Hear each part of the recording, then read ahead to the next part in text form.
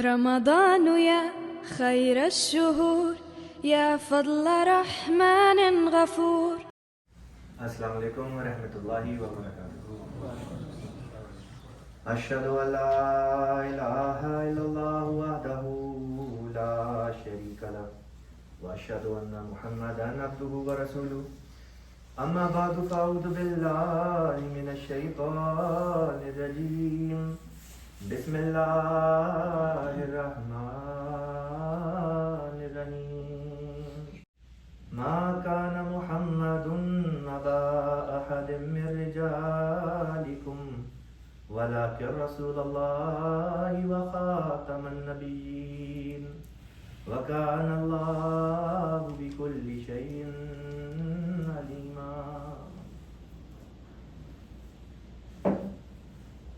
We have gathered here by the grace of Allah Almighty to celebrate the fact that Allah Almighty has sent the long-awaited Mahdi and the Messiah that the ummah had been waiting for.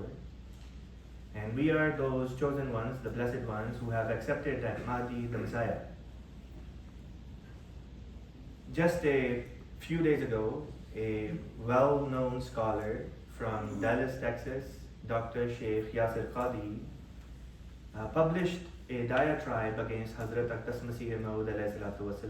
and his Jamaat, alleging many things in the name of academic endeavor on his part, saying that he made research into our aqaid, he made research into our literature, and he quotes some of the literature of Hazrat Ahmad. And he says that he does not believe in hearsay, he does not believe in just hearing something or gossip or rumors. Rather, he prefers to go to the source, an actual source, and then base his opinion off of that. His talk was, he claims, academic in nature, and in about 40 minutes or so, he threw allegations after allegations, hoping that at least one of them would stick on the wall. That's basically what he did. So, I'm using this opportunity to issue my reply, my rebuttal, my answer to his allegations as an Ahmadi Muslim. So he starts off, or the very premise, the way he starts off his speech is by setting the stage, by saying that since the dawn of Islam, the scholars of Islam have always, in all the different parts of the world, have always started their speech by saying, Alhamdulillahi wahda, wassalatu wassalamu ala man la nabiyya ba'da. That all praise belongs to Allah Almighty, who is one, and salatu wassalam be upon him after whom there is no prophet, sallallahu alaihi wasallam. He's setting the stage to basically say that, look, I'm about to talk to you about the subject matter of Khatmun Nabuwwah. And he says, this is our red line. Anybody who crosses this, this is where we say, this is it. We don't tolerate that. He says that across the annals of Islamic history, the scholars have been unanimous on this point that anyone who claims to believe in or claims for themselves Wahi, which is revelation after the death of Rasulullah sallallahu alaihi wasallam, or claims that Nabuwwah, prophethood, the door of prophethood is still open, is outside the pale of Islam, is a kafir. And then he goes on and he says that he speaks about nation of Islam. I'm going to skip that part. And then he, around 14-minute mark in his diatribe, he gets into discussing about Jamaat-e-Ahmadiyya. And he says that in recent times, Jamaat-e-Ahmadiyya has been gaining some fronts, especially in North America. He says that some of the Ahmadis are now becoming journalists, and they are gaining positions of influence, and they're representing Islam in official organizations. So he says that they need to be called out. The Ahmadis need to be called out because he says that Ahmadis are deceiving in their approach. So what I did is I went through his speech minute by minute, and I noted down 15 main allegations that he has mentioned. What I'm going to do in a very short span of time, I'll try to go over those 15 allegations, and I'll try to show you and I'll prove to you that the endeavor on the part of Dr. Qadi was nothing academic whatsoever. And the deception that he attributes us of, he himself is the one who is deceiving people. He started off the discussion by mentioning that Ahmadis do not believe in the concept of Khatmun Nabuwwah. He says that Ahmadis have a different, distorted, he says, flipping the script. Ahmadis have flipped the script as far as Khatmun Nabuwwah is concerned. He says Khatmun Nabuwwah, the word Khatam al-Nabiyyin appears in the Holy Quran, and according to this verse, and I have also recited this verse from Surah Al-Ahzab, he says the translation of this verse is that Muhammad sallallahu alaihi wasallam is not the father of any of your men. He is greater than that. He is a messenger of God. In other words, he is the spiritual father of all the believers. He says, but it doesn't end there. But he is also Khatamun Nabiyyin. And he says Khatamun Nabiyyin, according to Arabic language, means, Khatam means a ring, a signet. Back in the days, the kings and people in authority, they used to have these rings that, when they would seal a letter, they would enclose a letter, they would put some wax on it, use this seal or this ring to enclose it or to close the letter, as if to say that now nothing can be added into it. So he says that this is what Khatam al-Nabiyyin meant, that now the door of prophethood is closed and Holy Prophet ﷺ has put a seal on it, now nothing can be added to it. And he's trying to tell the audience, he's trying to, take this position as if we, the Ahmadi Muslims, disagree with this point. We don't. We believe that nothing can be added to the prophethood of Rasulullah sallallahu alaihi wasallam.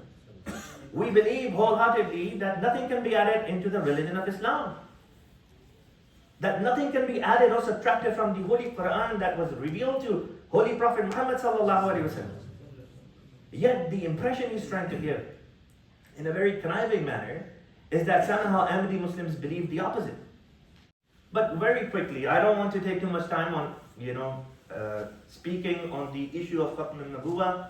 Our scholars, alhamdulillah, they have answered every single allegation that these so-called scholars from the other side of the aisle present. They've been here for more than 140 years, more or less. And every single argument that you and your scholars are presenting, we have answered them again and again. Dr. Qadi says that Ahmadi Muslims are very conniving and deceiving. They enter these circles of Muslims and they don't tell straight away who these Ahmadis are and who these Ahmadis follow. And they preach about Islam and then eventually they say, okay, 10% of the stuff is what Mirza Ghulam Ahmad Qadiani has taught. Excuse me. So he says they don't always disclose upright or right away, straight away, as to who these guys are, their identity. Once again, Dr. Qadi alleges something that has absolutely no footing, absolutely no basis, and one is forced to say, Lanatullahi al-Qadibin. May the curse of Allah be upon the one who's lying here. He says that he's an academic and he has looked into our website and our literature and he has some of our books in his library. I mean, it's so obvious. Everyone knows that the official website of Jamaat-e-Ahmadiyya is alislam.org. If you go on alislam.org, alislam.org, you go on this website and the first thing you will notice, it says, we are the Muslims who believe in the Messiah, Mirza Ghulam Ahmad of Qadian. How more obvious and in your face do you want us to be?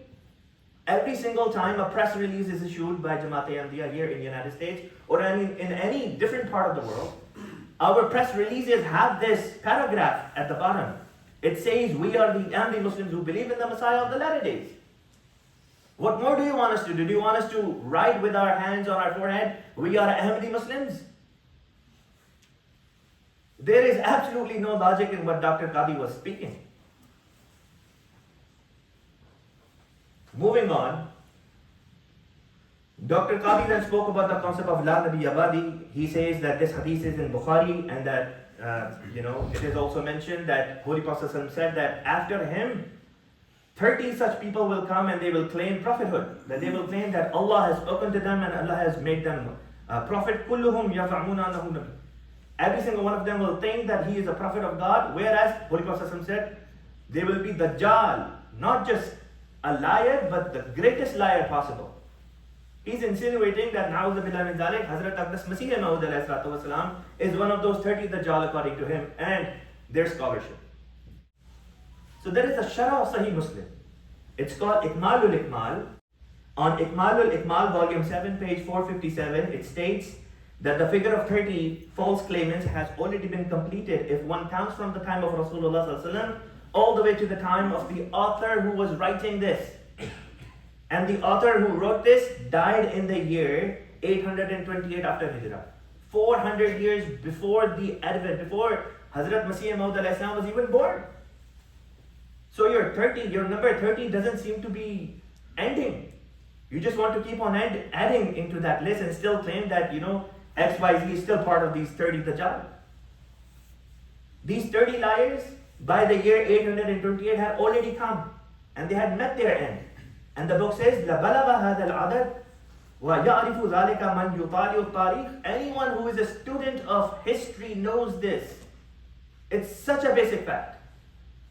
Dr. Qadi in his diatribe says that Hazrat Mirza Sahib made grade 1 level mistakes in his Arabic literature or Wahi and his English ilhamat or revelations. We'll talk about that as well. But man, you seriously need to make at least effort, as much effort as a grade 1 student is willing to make. So, Dr. Qadi wants everyone to believe that nobody in the ummah ever thought that after Rasulullah the door of prophethood, a certain type of prophethood, can still remain open, or that Allah can still speak. There is not a single verse in the Holy Quran where it says that after Rasulullah Allah is going to stop communicating, period. There is none. And the very verse where Allah Ta'ala says how the Wahi from Allah Ta'ala comes down, Allah Ta'ala uses mudari, which is used for present and for mustaqbil. Which means, in other words, Allah is saying that this is how I speak and this is how I will speak in future. Dr. Qadi wants us to believe that even though Allah Ta'ala has used the word mudari to explain that the concept of Wahi will continue, a certain type of Wahi has come to an end, but a certain type of Wahi will continue till the day of judgment. Which brings me to the next point. What type of Wahi has ended? The Wahi which is comprised of new Sharia law, new commandments. We believe that now no such Wahi can come that can add or subtract anything to the Holy Quran. Once again, go to alislam.org/Urdu and the very first homepage that opens up, you'll see the picture of Hazrat Mirza Ghulam Ahmad Qadiani next to a quote of his from his book Izala Awham. Read it. And you'll see this is exactly what he says. That now nothing can be added or subtracted to the Holy Quran. Holy Quran is the perfect book. So this type of Wahi has come to end. But the other type of Wahi which is subservient to Holy Quran, the door to that is open till the day of judgment. And nobody, including Dr. Qadi and his scholars, and all the scholars for that matter, can close the door that Allah has opened. Just because Allah does not speak to them, they think Allah Ta'ala has stopped talking to everyone. So Dr. Yasir Qadi wants us to believe that nobody in the ummah from the time of Rasulullah all the way to the time of modernity has ever believed that anyone can come as a prophet after Rasulullah. Now this is the position that he has taken, and he says that this is the unanimous position of the ummah. Well, this is where things get exciting and interesting, because his position is not supported by number 1, the Holy Quran, and number 2, by hadith of Rasulullah. So my question to you, Dr. Yasir Qadi, would be, if there is a verse of the Holy Quran and the scholars are going against that verse, or if there is a Sahih hadith of Rasulullah and you and your scholars are going against that hadith of Rasulullah, whose verdict should we accept? You or Holy Prophet ﷺ?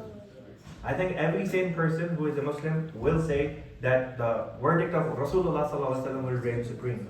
And this is where I quote Rasulullah ﷺ, who in Sahih Muslim has mentioned that inshallah a time will come when a prophet of Allah will come and he will be called Isa ibn Maryam.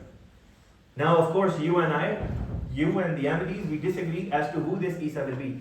You believe that the same Isa alayhi salam, who was a Rasulun ila Bani Israel, a messenger for the Bani Israel, who lived 2,000 years ago, you still believe in this mythical, fantastical story that he is somehow magically lifted up into the heavens and he will come, at some point. We believe that there are at the very least 30 verses in the Holy Quran that prove beyond a shadow of doubt that Sayyidina Isa ﷺ has passed away. For example, Surah Al-Ma'idah, the last ruku, probably verse number 117 and 118, speak of this. Sayyidina Isa والسلام, would be asked by Allah Almighty on the Day of Judgment. And Allah would say, did you tell your people to take you and your mother as gods beside Allah? He would say no. And then towards the end of this dialogue, Sayyidina Isa والسلام, would say, فَلَمَّا تَوَفَّيْتَنِي كُنْتَ أَنْتَ رَقِيبَ عَلَيْهِمْ. As long as I remained among my people, I was a guardian over them. When you caused my tawaffi, you were the watcher over them. I have no knowledge of what they did.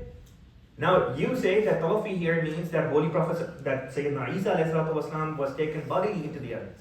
There is a hadith of Rasulullah in Sahih al-Bukhari, in Kitab al-Tafsir, where Rasulullah mentioned the exact same verse for his own self. And he said that on the Day of Judgment, when some of my followers will be taken towards hellfire, I will say, Usayhabi, Usayhabi. Oh Allah, these are my folks, these are my people, where are you taking them? And then the answer will be given to me that you have no idea what these people did. Mundu faraktahum, when you left them. How did Holy Prophet leave his people? By dying. At that time, Rasulullah would say, he said, أقول كما قال عبد الصالح فلما توفيتني كنت أنت رقيب عليهم. I will say as the Salih servant, righteous servant of Allah said, which was Isa alayhi salam. And then he quoted the exact same verse.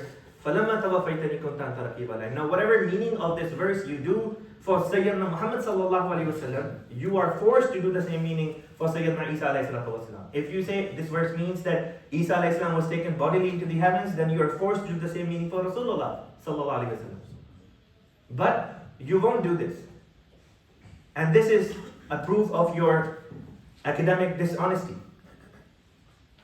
Regarding believing if there will be a prophet or not after Rasulullah, you and I, we both believe that there will be a prophet. Like I said, you say that Isa alayhi salam will come back, we believe he has passed away. Or rather, somebody from within the ummah will be chosen by Allah Almighty and raised to the status of prophethood. Holy Prophet in Sahih Muslim has called this coming Messiah as a prophet. And you say, sir, and so do your scholars, that Allah, after the death of Rasulullah, has stopped talking. Well, how do you explain this hadith from Sahih Muslim? Same hadith where the coming Messiah has been called Prophet of Allah 4 times. In the same hadith, Holy Prophet ﷺ has mentioned that this Messiah will receive revelation. أَوْهَى ta'ala ila Isa ibn Maryam. Allah will send revelation to Isa ibn Maryam. This is what Holy Prophet ﷺ has mentioned. So, the onus of bringing proof that there is no more Wahi is on you. You mentioned that no scholar has said that there will be no prophet after Rasulullah ﷺ. Anyone who says is a kafir. Well, here is a reference for you. Somebody was saying in front of Sayyidah Aisha radiallahu ta'ala anha al-Mu'mineen that Holy Prophet ﷺ is, La Nabiyya ba'dahu, that there is no prophet after him. And she stopped this person and said, don't say this. Say that Holy Prophet ﷺ is Khatmun al-Anbiya, وَلَا تَقُولُوا لَا نَبِيَّ بَعْدَهُ, but do not say that there is no prophet after him. Now, you may choose to go against Hazrat al-Mu'mineen, Sayyidah Aisha radiallahu ta'ala anha, but we, the Ahmadi Muslims, will take whatever Sayyidah Aisha radiallahu ta'ala anha is saying and abide by it. Because she learned firsthand from Rasulullah sallallahu alayhi wa sallam. Now, Imam Hazrat Ibn Qutayba radiallahu rahmahullah, who died in 267 after Hijrah, he, in his book Ta'wilu Mukhtalifil Ahadith, page 236, has said, the Holy Prophet ﷺ meant that there would be no prophet after him who would abrogate his law. That this is the type of prophethood which is closed. The one that would come and replace the law given by Rasulullah ﷺ. The prophethood that does not replace the law of Rasulullah ﷺ, that type of prophethood is still open. Qadianis, rahmahullah, died in 544 Hijri. He, in his response to the Mu'tazilites and Jahmites who denied the descent of Isa alayhi salam due to the hadith, it says, and this is an invalid reasoning because it is not meant by the descent of Isa alayhi salam that he descends as a prophet with a law that abrogates our law. Ibn Arabi rahmatullah alayhi, 637 after Hijrah. And I quote from his book Al-Futuhat al-Makkiyah, volume 3, page 6. He says that the prophethood that ended by Holy Prophet ﷺ is only a law-bearing prophethood. That is, no prophet can come after me who is on another sharia other than mine. Ibn Taymiyyah again supports the same notion. Jalaluddin Suyuti, what is meant is that no prophet will come after me with a sharia that abrogates the sharia of Islam. These are all scholars that you also accept them as scholars. moving forward, the fourth claim put forward by Dr. Qadi is, he says none of these claimants to prophethood ever succeeded. They came, they made the claims, and they died miserably, and their movements died, and now nobody remembers them. And he says that their movements were unsuccessful, and then he tries to say that, look, Jamaat-e-Ahmadiyya is also one of those movements. Well, if Jamaat-e-Ahmadiyya is one of those movements, why is it bothering you? It is bothering you because clearly that's not the case. We are expanding in exponential numbers, and this is something that you cannot digest. And I get it. I understand your jealousy, sir. I understand your jealousy. He says, and this is a scholar. He says, if you want to see how Ahmadiyya has grown, how far it has grown, just see how many masajid have these guys built or have. How many masajid do they have? So this is the measuring yardstick by which he wants to say or see the success of Jamaat. He says, according to his scholars, Jamaat-e-Ahmadiyya cannot be more than 200,000 to 300,000. Period. कहता है 2 से 3 लाख है. In 1983, the last Jalsa Salana happened of our community in Rabba, Pakistan. Just the community from Pakistan alone had more than 300,000 or close to 300,000 people present. Just last year, despite COVID lockdowns, just last year, 176,836 people converted to Ahmadiyya. Alhamdulillah. He says that, look at the number of mosques that these guys have, right? And he wants the addresses of our mosques. Just last year alone, Alhamdulillah, Alhamdulillah, Allah Ta'ala blessed us with the opportunity to build 147 new mosques. 62 existing mosques. So, Imams with their mosque and their congregations accepted the Imam Mahdi and became Ahmadi Muslims. This brings the total to 209 despite COVID lockdowns just in last year. In 2007, and I brought receipts. So this is the book. It's available on our website that Dr. Qadi apparently is completely unaware of.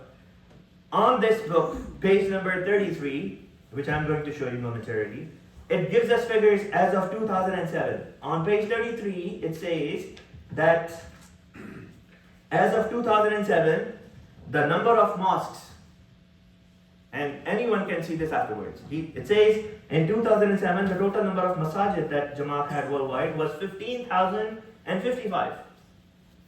This is more than 15 years ago. Almost 16 years ago, we had 15,000 plus mosques.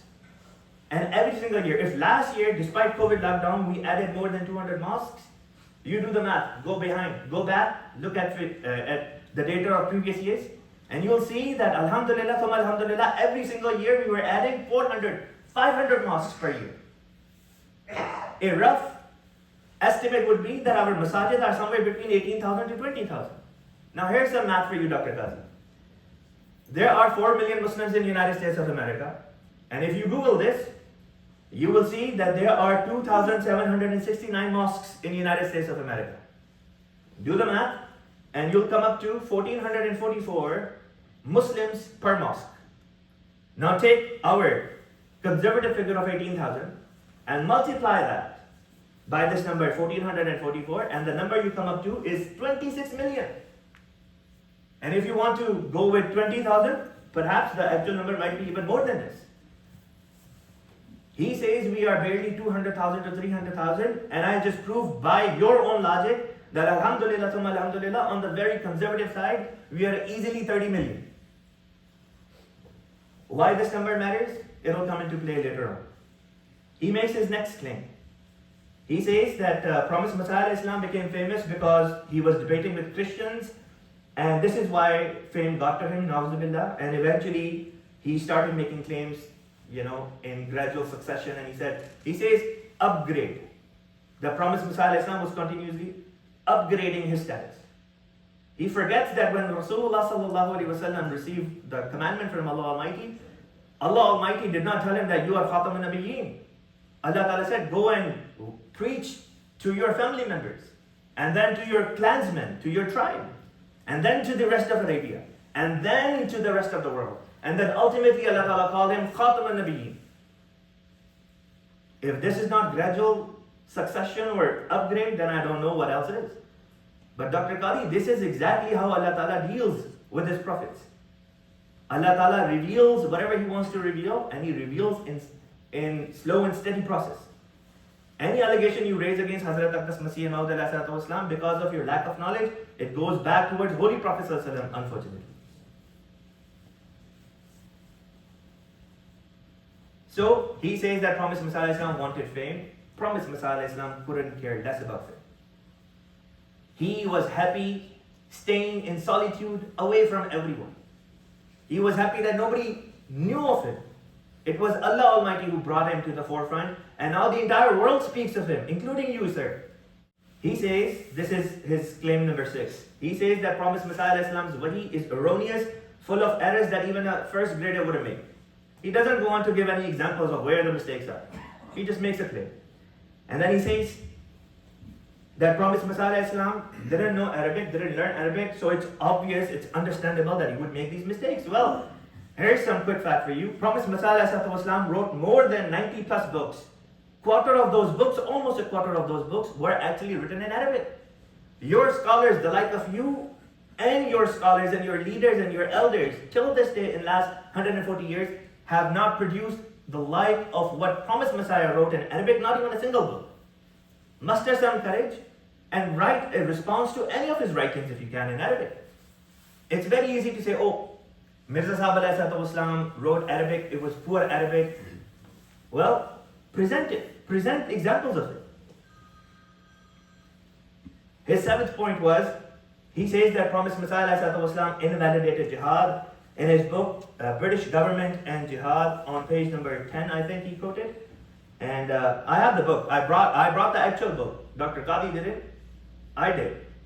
So he quotes a passage, and look, this is the deception I was speaking of.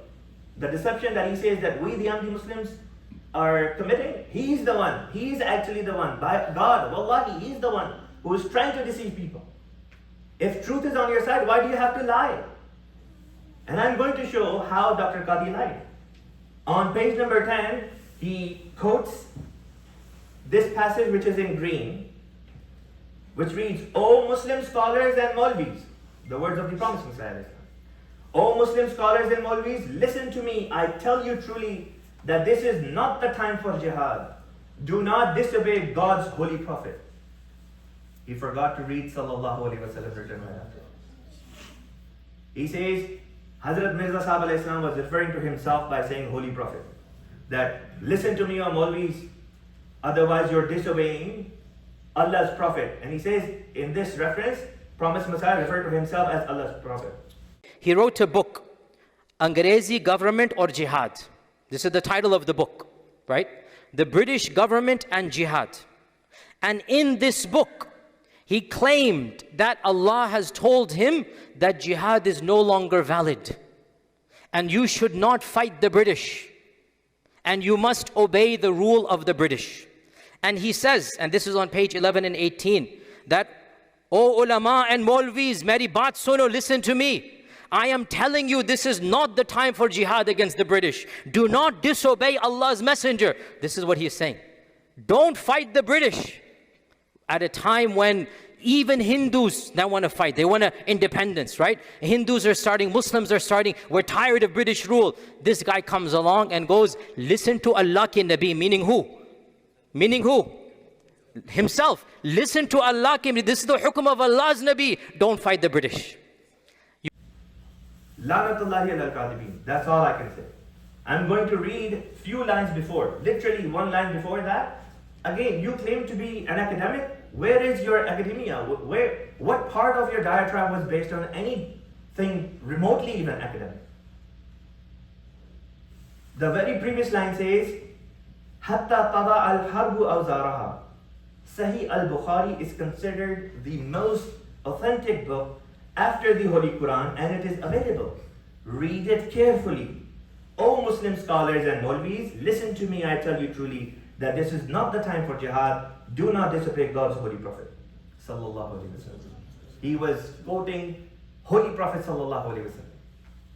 Because Holy Prophet Sallallahu Alaihi Wasallam had mentioned that when Imam Mahdi will come, he will put an end to these religious wars, aka the jihad, the violent jihad that these guys are proponent of. Holy Prophet Sallallahu Alaihi Wasallam himself had said that when Imam Mahdi, the Messiah, will come, he will put an end to it.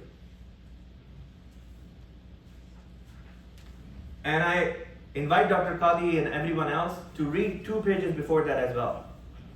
And you'll see how the promised Messiah ﷺ explained what this violent form, the distorted form of jihad was. That promised Messiah ﷺ was negated. Claim number 8. He says, Ahmadis have a different Quran. They call their Quran Tadhkirah. And Tadhkirah has surahs and verses, ayat. And then he goes on to quote something. Well, this is what Tadhkirah looks like. I'm pretty sure this, speech will be viewed by Dr. Qadi's followers as well. So I want them to see that this is what Tadhkirah looks like. And on the cover it says, English rendering of the divine revelations, dreams and visions vouchsafed to Hazrat Mirza Ghulam Ahmad of Qadian, the promised Messiah Ahmadi, on whom be peace. And then this is what it looks like from inside. This is what it looks like from inside. Show me where the surah is. Show me where verses are. Dr. Qadi, making jest, making joke of this, says, look, this is the Quran of the Qadianis, and look, this is one of their surahs and it has 6 or 7 ayat. Astaghfirullah.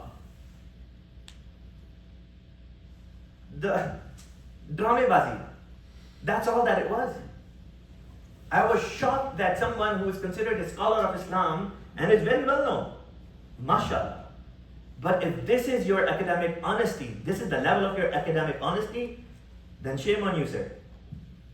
He then claims, 9th claim is that promised Messiah Islam in his book an-Nadwwah has written that he is the Zilli and Buruzi Nabi, metaphorical prophet, and that any Muslim who does not listen to him, meaning anyone who does not listen to promised Messiah Islam, is a kafir, has committed kufr.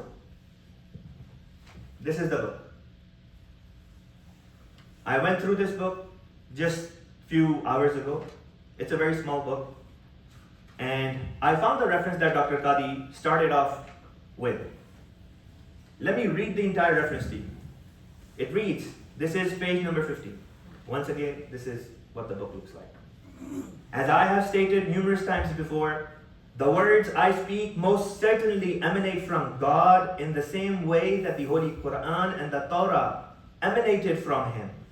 I am a prophet of God in a Zilli and Buruzi sense. And here the word Zilli and Buruzi is explained in the footnote. The word Zilli and Buruzi signified that the promised Messiah was not a prophet in his own right, but achieved the mantle of prophethood by completely immersing himself into the person of Holy Prophet ﷺ. In this way, he was a reflection of Prophet's spiritual life. At this point, Dr. Qadi admits. But this is where it gets interesting. All Muslims, now remember he said all Muslims who don't listen to me are kafir. Try to find that phrase if you can. All Muslims are obligated to obey me in matters of religion and to accept me as the promised Messiah. Those who have received my message but do not accept me as their arbiter or as the promised Messiah, nor believe in the divine origins of my revelation, will be accountable for this in the heavens, even if they are Muslims. Even if they are Muslims, he's not calling them kafir. Show me the word kafir. For they have rejected that which they should have accepted at its proper time. First thing, promised Messiah Islam did not say the words, did not write the words that Dr. Qadi is lying and falsely accusing Hazrat Masih Maud Islam. But even if he did, let's assume that promised Messiah did write that. So my question to Dr. Qadi and other scholars is very simple. Imam Mahdi comes, whoever you consider as Imam Mahdi, let's say that person comes. Whoever you consider as the Messiah for the latter days, let's say that individual comes. And a certain number of Muslims do not accept him. What will be your fatwa against them? Whatever will be your fatwa against them, consider that our position against you.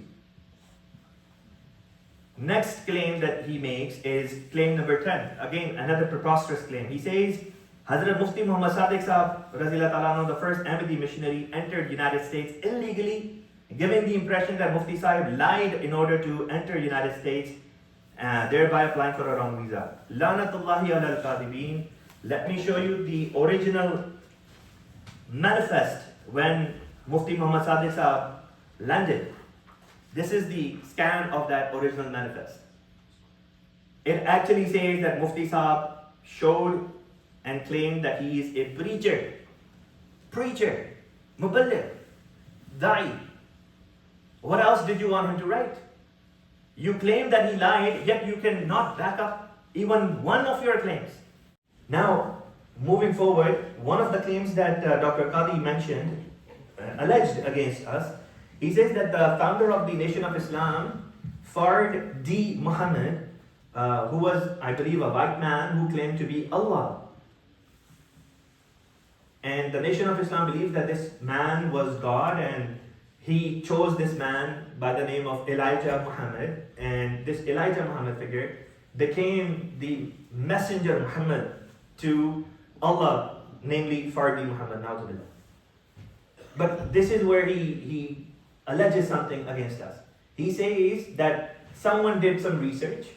Some sister, he says, did some research, and she concluded that Fardi Muhammad, the individual who claimed to be God, to be Allah, was actually a missionary of the Ahmadiyya Muslim community sent to America.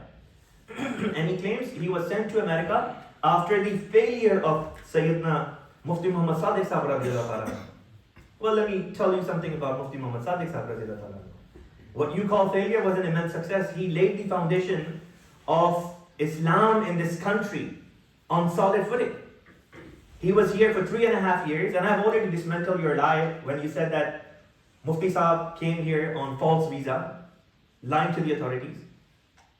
Now, let me tell you that within the 3.5 years that he was here, he served as the first missionary of Islam in this country. Single-handedly converted more than 700 people. And Dr. Qadi, in his style, says one of the proof that Nation of Islam, he says factually we can conclude that Nation of Islam had its origin in the Ahmadiyya Muslim community because the Nation of Islam decided to choose as their official Holy Quran translation, which was done by Maulana Muhammad Ali Sahib of Lahori Jamaat. Local. Maulana Muhammad Ali Sahib, he did his English translation of the Holy Quran in the year 1915, which was the first English translation available. First English translation that was readily available, I would say. And 1930 is when Nation of Islam, began its journey. And 1930 is the same year when Pickthall, his translation came to the forefront. So at that time, it's probable that the only translation that the people of Nation of Islam had access to was probably the one that was done by Maulvi Muhammad Ali Sahib. It just happened to be his translation. It doesn't prove any affinity with Jamaat-e-Ahmadiyya whatsoever. Then, this is one of his big claims. He says, well, the champion of Islam was Maulvi Thanaullah Amritsari, who defended Islam against the onslaughts of promised Messiah, and he dramatizes this. He says this was a big scholar, and he challenged Hazrat Mirza Ghulam Ahmad of Qadian to a mubahila, to a prayer duel. And he says as a result of that prayer duel, Na'udzubillah, Hazrat Masih Maud passed away. What Dr. Qadi fails to, either willfully or out of his ignorance, fails to mention is the fact that Maulana Thanaullah Amritsari ran away from this mubahila 4 times. I have the scans of papers and the book that Maulana Thanaullah Amritsari himself wrote and published. To give you a summary, Hazrat Masih Maud in the year 1896 wrote a book, Anjam-e-Akam. In that book, he wrote the names of 110 scholars from the other side, 110 of your scholars. And he said, come and enter this mubahila with me, and if even one of you is saved, then I will say that I am not from Allah the Almighty. You have the audacity to say that Hazrat Masih Maud died because of mubahila with Maulvi Thanaullah Amritsari. Where was your Maulvi Thanaullah Amritsari when his name was published in Anjam-e-Akam in 1896? He ran away like a coward. 1902, Promised Messiah wrote in his book Ijaz-e-Ahmadi that now the scholars were pushing this up and rising star of the Al-Hadith. And they said, okay, you should defend us and you should go and do the mubahila with Mirza Sahib, because by that time many of the scholars who entered into mubahila with Hazrat Mirza Sahib died. This is something that Dr. Yasir Qadi will never tell you. Many of the scholars that actually did enter mubahila ended up dying as a result of mubahila. But Dr. Yasir Qadhi conveniently skips over that information. In 1902, Promised Messiah in his book Ahmadi mentions that yes, now Amritsari is asking me for a mubahila, I'm ready for it. So he himself initiates this. Amritsari, Maulana Amritsari initiates this and then he runs away. And then in 1906, the challenge is once again issued. Promised Messiah accepts it. Thanaullah Amritsari is again issuing the mubahila challenge. Hazrat Mahmood accepted it. Again, Maulana Thanaullah Amritsari ran away. Then in 1907, again, the challenge is issued. And Hazrat Masih Maud, knowing the history with Maulana Amritsari, knew that this guy keeps on running away. He said, Akhri Faisla. Now this is the last time. And this is where Hazrat Masih Maud called him to come to this mubahila. And Maulana Thanaullah Amritsari says that, sir, I am sorry, but I cannot enter this debate with you. He says, you have published this announcement. You did not take my permission.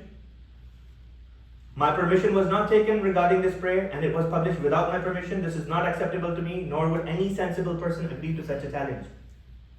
The man ran away, whom you consider to be your champion. 4th time.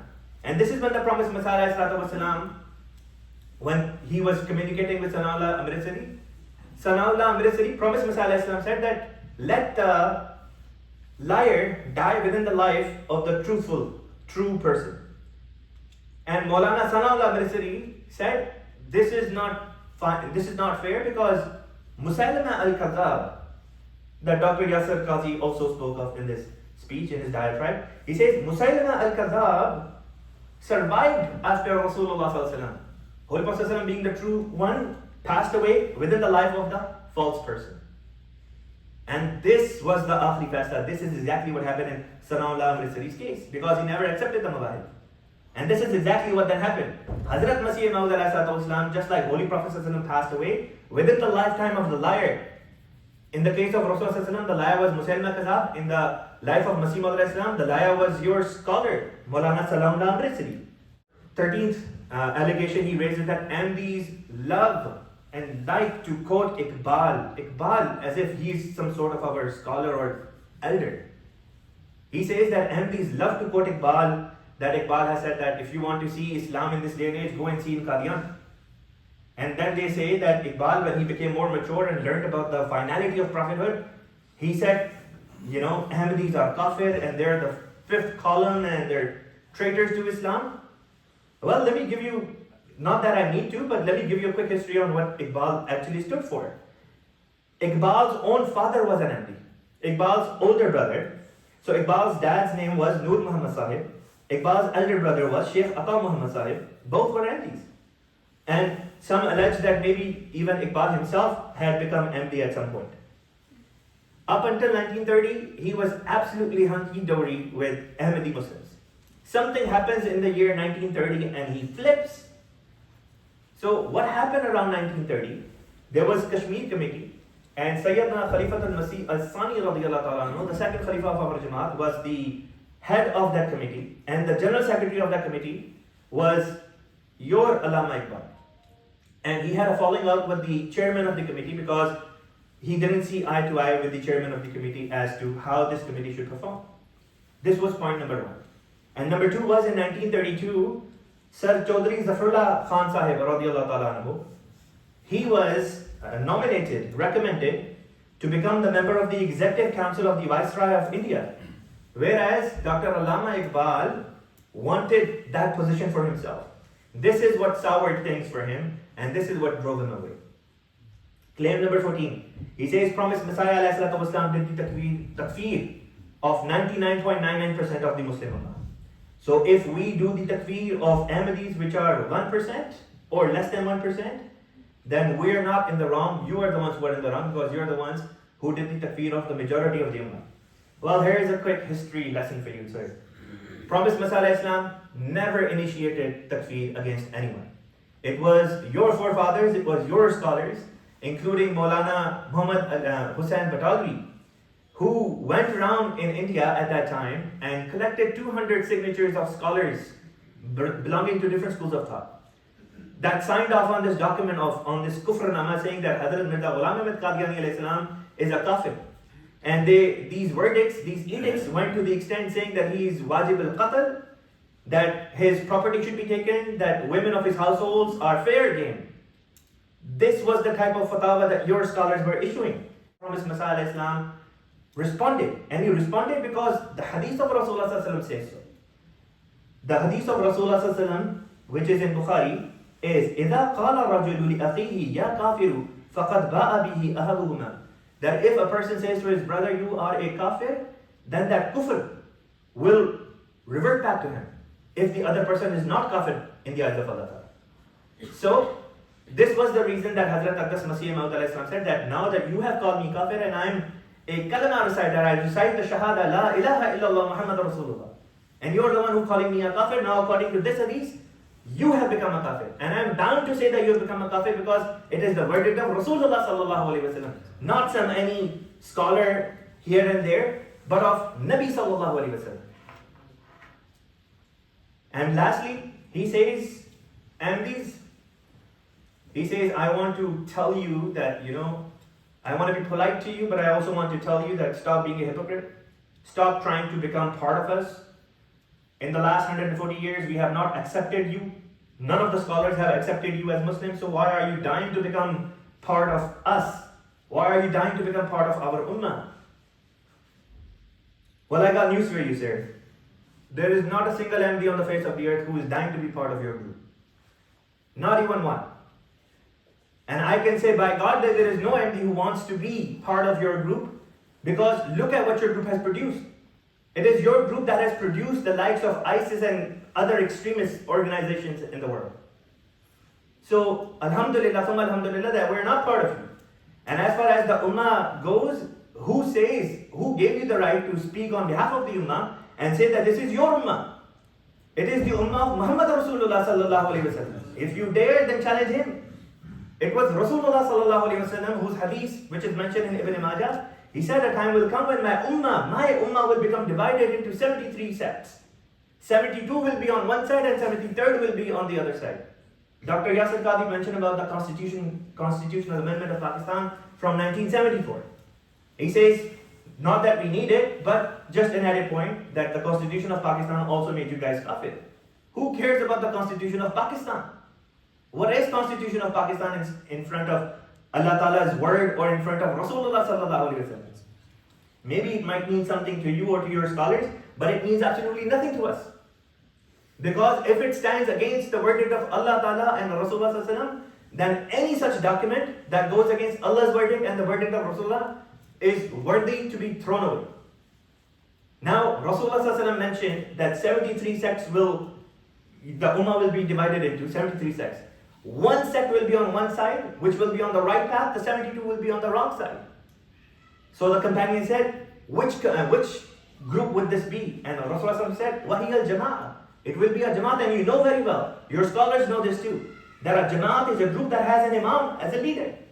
Your own scholars say that all these sects that exist, they're all sects. None of them is a Jamaat. For it to be considered a Jamaat, you have to have a Khalifa. كلهم من أهل السنة. أما الجماعة فمعناه الذين يبايعون الخليفة، وهذا غير موجود اليوم. اليوم لا توجد جماعة، يوجد أهل السنة. أما الجماعة ما توجد اليوم إلا كل جماعة وحدها. اليوم في كثير من الجماعات وليس في جماعة واحدة للمسلمين. Find me one Jamaat on the face of the earth that actually has a Khalifa other than us. You don't, and you and your scholars can try all that you want. But by God, till the day of judgment, you will never be able to establish Khilafat on the precepts of prophethood. Because this is a thing decreed by Allah Almighty. The one who was supposed to come has already come. Unfortunately, you and your scholars have missed him. And your last point, that your scholars have rejected us. We don't care about your scholars. They can reject us all they want. This was not something which was going to surprise us. As a matter of fact, scholars from the past have also mentioned that this was something which was going to happen. On page 224 of the book Iqtirab al-Sa'a, Nawab Nur al-Hasan Khan, who died in 1336 after Hijrah, wrote, "Should the Mahdi make his appearance, his plight would be the same. The orthodox brethren will be his most ardent enemies and will seek to kill him and will charge him with distorting their religion."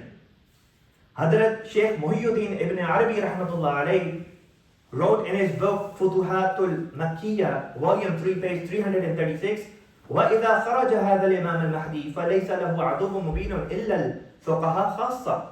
When the Imam Mahdi makes his appearance, none other than the theologians will be his most ardent and open enemies. That's you, sir. You and the likes of you. On the page 363 of book Hijajul Karama fi Akhar al-Qiyamah, Nawab Siddiq Hasan Khan Sahib has written, the ulama of the time, having been accustomed to blind following of their theologians and ancestors, will accuse the Mahdi of having come to destroy their religion and nation. This is exactly what you and your scholars are claiming. They will band together. Listen to this. They will band together against him and in accordance with their characteristic will do their utmost to humiliate and destroy him. And now listen to the well-known Mujaddid Al-Fithani, Hazrat Ahmad Sirhindi rahmatullah alayhi, in his Maktubat. He states in volume 2, page 104, "It will not be surprising if these so-called ulama were to reject Jesus alayhi salam based on his insight and deep understanding of Islam and the Sharia. They will adjudge his teachings as contrary to the book and the Sunnah." So sir, the very scholars that you feel very proud of, who have rejected us, this is their reality. This was something which was foretold.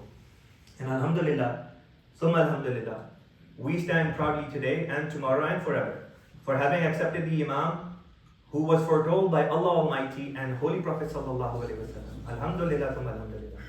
At least we know for certain that when we will die, we will not die without having recognized the Imam. But you, sir, you will die without having recognized the Imam unless you repent. So today, I invite you to sincerely begin to investigate the case of Sayyidina Ahmad alayhi salatu wasalam instead of making half-hearted efforts and then calling it academic endeavors. Because I tell you truly, what your speech was, it was anything but academic. Wa akhiru da'wana alhamdulillahi rabbil alamin. Muhammadur Rasulullah.